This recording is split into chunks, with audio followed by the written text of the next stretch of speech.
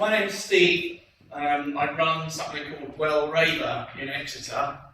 It's a wellbeing dance organisation, basically create positivity in the community, try and promote positive wellbeing. I'm going to give you a little bit about my background first, of where I was, and then I'm going to talk about a life change in 2017. That was just so amazing. And I'm still 6 years after that. I'm still kind of just going up and up and getting more amazing things in my life. So starting from when I was younger, I didn't realise at the time that I received a form of emotional bullying from my mother. Well, that's I'm getting on alright with now, which is good. But a lot of times when I was saying things around the dinner table, I could just say something as innocently as, the weather's nice today.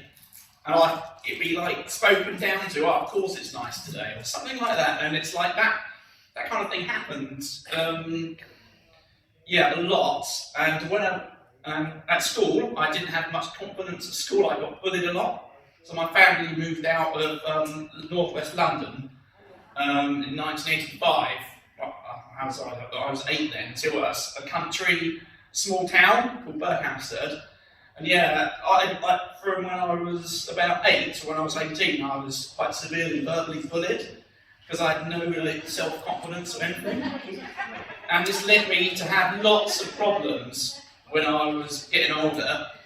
At university, I used to drink too much, and when I was drinking, I'd be insulting people because I kept hearing negativity at my parents' house. And so my first year at university was just destroyed. I was drinking too much, I couldn't control it. And I didn't have any friends or anything. And eventually, I started working when I was in my early 20s, and I just split up with a girlfriend, and my friend was saying, why don't you come go to some raves? So I started going to some raving, and someone offered me some ecstasy, and I took this, and it just made me feel so amazing, because until then, I was getting attacked a lot at home, at school, I was getting bullied, and suddenly this thing just made me feel absolutely brilliant.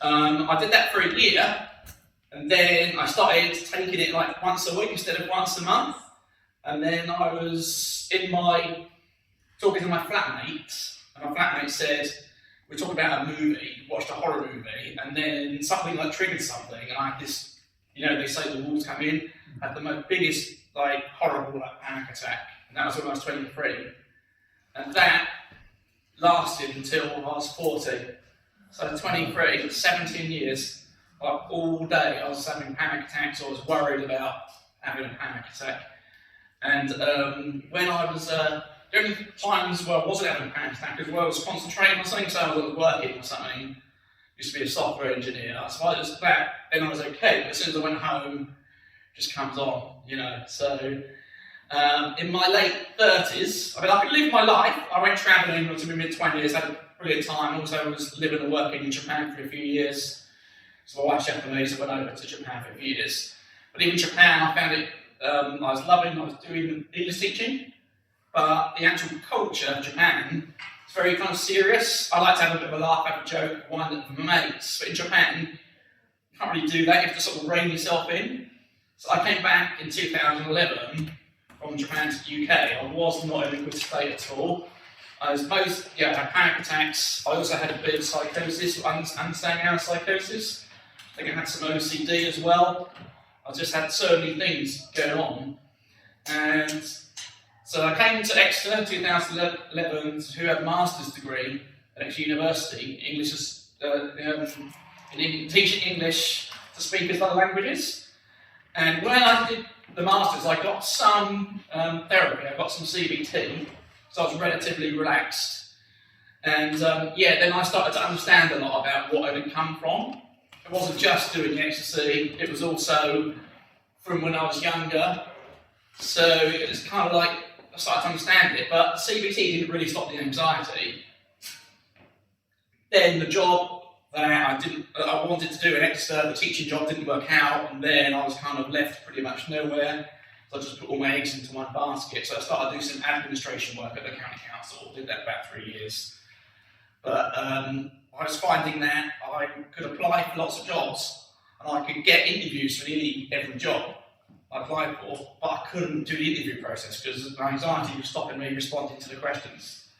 So for 3 years, I just rolled along, did a few months here, a month there, a few months there.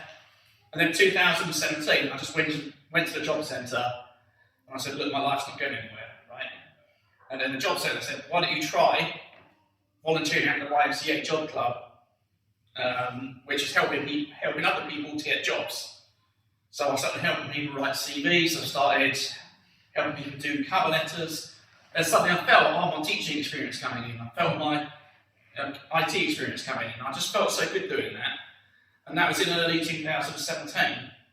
And then that just triggered like a huge positive kind of life change. During that time, my regular doctor was sick, and there was a stand-in doctor. And the stand-in doctor said, why don't you try hypnotherapy if you have anxiety? So I started my hypnotherapy in I think it was May 2017. And straight away, that night, I came back. Well, hypnotherapy, I don't know if anyone's tried it, but you lie down in a semi-trance-like state, and then you just listen to the positive discourse to really build your confidence up. And I started doing that 2017, and then I got home and had a massive, massive image, kind of powerful feeling of me hugging my late granddad. It was just so powerful. I was kind of woke up and I was like, wow. And it was like, I knew I was getting better from that day. And then with the hypnotherapist, we were working on how to build on your passions. So I was asked what my passion was. I said rave. Always used to be, having the music on, going in my car, or my house, like getting on everyone's nerves and stuff. Just getting my wife's nerves a bit now. Actually, that doesn't matter so much. Yeah, she has to deal with it basically. But my neighbour's actually all right about it. My neighbour says you're doing DJing, playing music, so that's brilliant, But yeah, that passion. So I said about the rave, and she said, how can you build upon that passion, rave? And I had a little think, maybe DJing. So I got these DJ decks of about £170. And then literally I had a mate over from back home, and we just 3 days solid, we just DJed. We found it so enjoying. I think there's some science, like you link one track into the next track and there's something going on there, but it just didn't stop DJing for 3 days. Basically. And then I started doing some DJs for my local community centre, the Beacon Community Centre. And that was because I wanted to look for somewhere to put on a disco. I went to my community centre to put on a disco, and that then became my second home.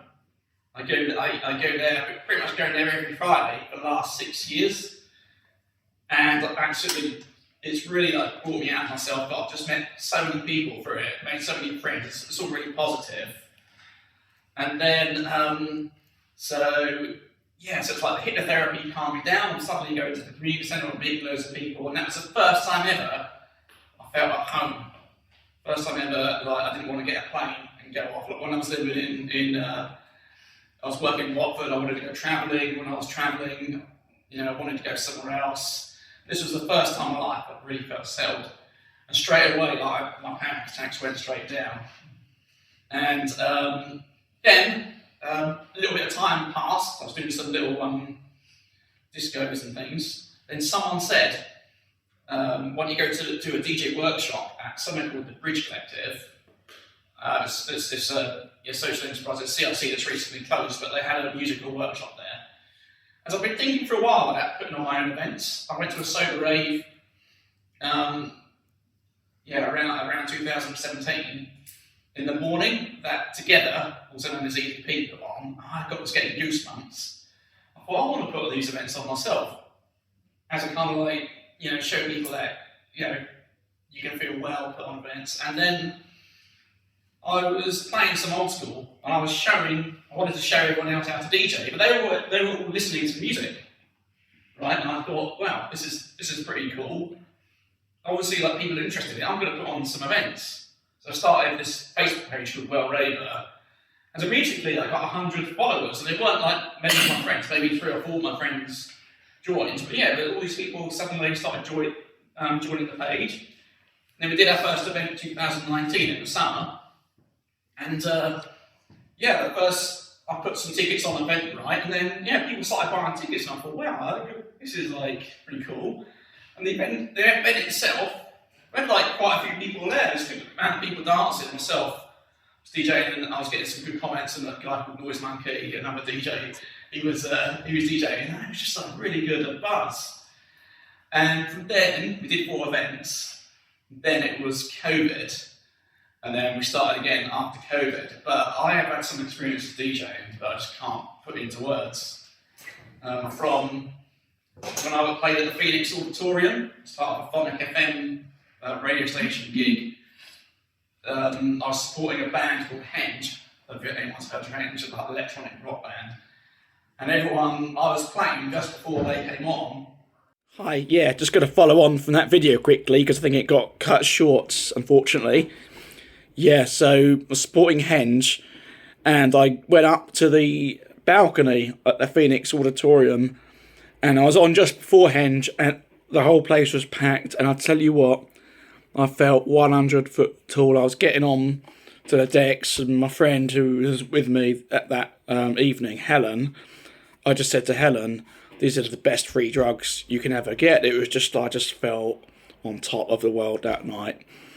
And yeah, there's a lot more to that video, but I mean, from coming from where I was, bullied at school and all that, and you know, problems at home, and then just feeling like this, I mean, you can't put it into words.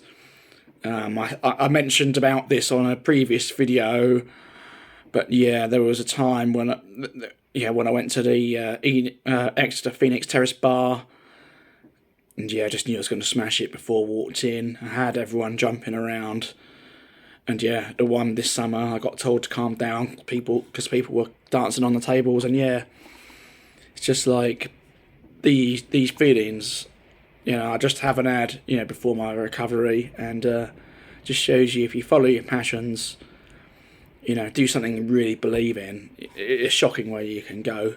I'm just going to leave it there. Okay, have a lovely day. Okay, bye.